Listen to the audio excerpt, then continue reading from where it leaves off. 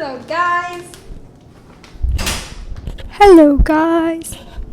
Hello guys, welcome back to my new YouTube channel. First of all, thank you so much for 140 subscribers in my new channel. That was absolutely insane. I got a lot of support from you guys when I said that my old account was getting deleted. A lot of you showed up to my new account and subscribed, and in fact commented, liked. I mean, you guys are literally the best.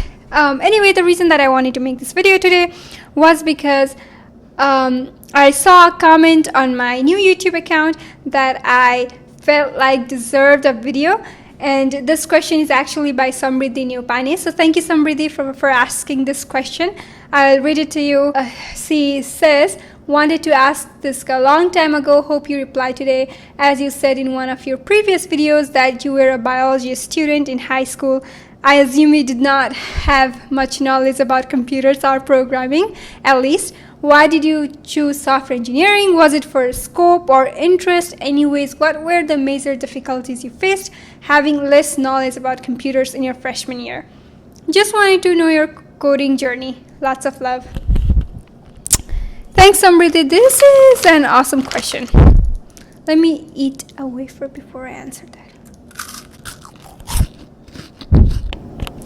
Samriddhi, thank you for your question. Now, before I answer that, I would like to take you guys back to 2012 when I graduated my college, my +2. I was the topper, the biology topper for my college. The reason I mentioned that is because most of the people expected me to become a doctor, and I expected me to become a doctor because I had studied really hard and up until 12 to be able to crack the entrance exam for MBBS.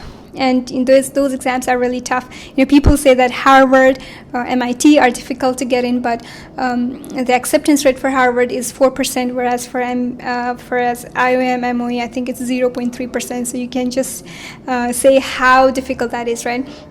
So I spent a year trying to get in, but I didn't get in. I don't really work well under pressure, and you only have 3 hours to demonstrate your hard work that and effort that you have put for an entire year. After I decided that, okay, MBBS is not my cup of tea, I went to this chartered accountancy school. I tried to get my admission there because, I think it was my ego thing. I thought that, okay, I cannot study MBBS, so what's the next tough thing to study? And it was definitely chartered accountancy, people from strong science background who were not able to crack the MBBS or engineering exam would try accountancy. That was kind of the trend. In fact, a lot of my friends are chartered accountants right now. They followed the same path. But then, after the earthquake happened, I realized that I didn't want to stay in Nepal. I know, very selfish. I don't know what went into my head, but at that point, I also made a lot of friends were applying to abroad. So, I got kind of influenced by them, and I had a very good friend who was applying to United States, and she was actually the opportunity fund student. So I got to know a lot from her about how you can also get into good school with great scholarship. And that was kind of the beginning. So now I started asking my relatives and my friends about what would be a good major to study, because at that point of time I was really not sure what I wanted to study. So my relatives and my cousin, they always told me, follow your passion, sons, take 2-3 weeks to yourself and just think about what you want to do, narrow down your choices, and just crisscross. You'll have one eventual final answer, and just do your major in that. But it was not that easy. At that point, you have already lost 1 year of your life due to MBBS.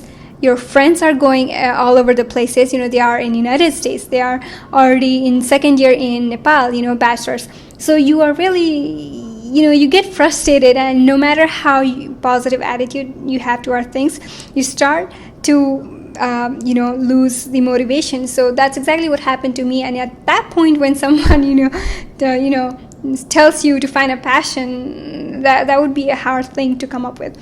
So anyway, what I did was I chose computer science because at that time when I remember like Googling the highest paid job in America, and it turned out to be something like IT related. So I think that was one of the reasons. So when you ask why did you choose software engineering, I would not lie to you and say that it was my passion.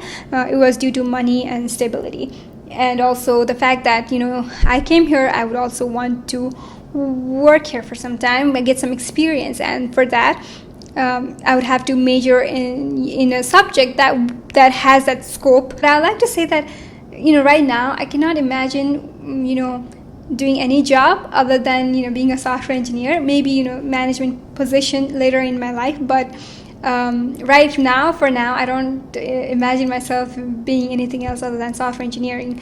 I love it that much. And I was right. The pay is really good, and there's stability. There are a lot of tech positions that are open. So it's not like they have a huge supply and the demand is short. In fact, it's quite the opposite. So they also the companies also are in this era where they are trying to get as many female engineers in tech industry as possible. For equality, to build a company reputation. So as a female, I think that puts me in some advantage. But again, I want to point out that I'm not only doing this for money. Eventually I started liking software engineering so much, or like computer science so much, or tech in general, that I was suggesting my friends who were not studying computer science to at least minor in computer science, or to switch their major to computer science. Why? Because I do believe that tech is powerful. The job will always be available, and you can create so much of impact with your knowledge. For example, my friend was studying psychology, and I told her, hey, take some coding classes.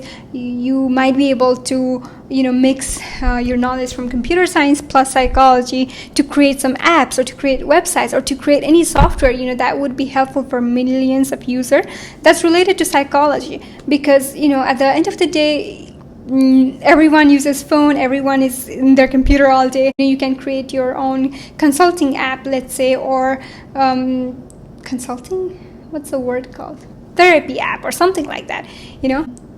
So that's one of the reasons that I love computer science now, like software engineering in general. And speaking of how much knowledge did you have, and was it hard, right? Yeah, so I'm gonna be honest, the first 2 years was basically me learning the fundamentals of computer science, and because I did not have a computer science background, I definitely felt like it was a bit tough.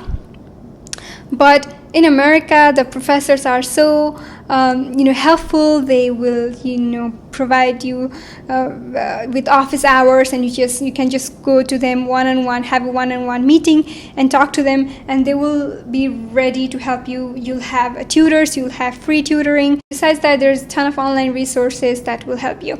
So for me, freshman year was a bit difficult. I would say I did not quite feel like I was behind. I eventually picked it up. I feel like we Nepali students, we are very talented, and we have that ability to grasp the knowledge, and we have that ability to adapt and learn whatever comes in our way. So I think we are good on that.